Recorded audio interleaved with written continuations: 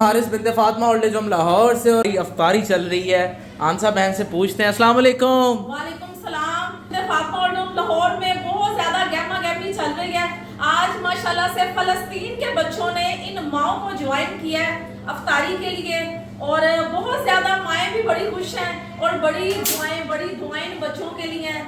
अल्लाह जिस तरह सबकी मुश्किलें आसान करता है, इन माओ बहनों की भी मुश्किलें आसान करे। आमीन। और इनके बच्चों को ये तौफीक दे कि वो अपने माँ बाप को इस उम्र में किसी भी फाउंडेशन में छोड़ने के बजाय अपने साथ रख के उनका ख्याल रखें, जिस तरह आप लोग उनका ख्याल रख रहे हैं।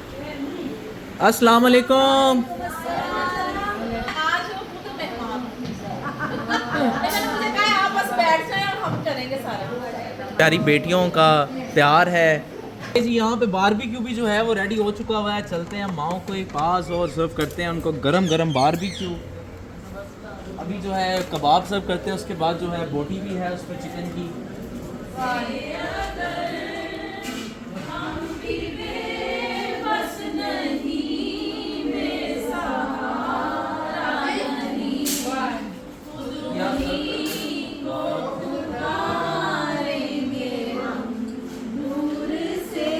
गर्मा गर्म कबाब जो है वो भी हम सर्व करते हैं माओ को, और साथ में इसके बाद जो है वो बोटी भी है चिकन। या अल्लाह इन माओं को परेशानियों से दूर कर दे। आमीन। या अल्लाह इन माओं के दुख दर्द दूर कर दे। आमीन। या अल्लाह जो बच्चे बच्चियां इन माओं के साथ जुड़े हैं, इनकी सहरियों में, इनकी इफ्तारियों में, या अल्लाह तू उनके नेक नसीब कर दे।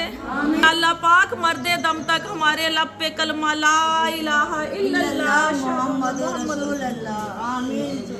मैं कब्र अंधेरी में घबराऊंगी जब तन्हा।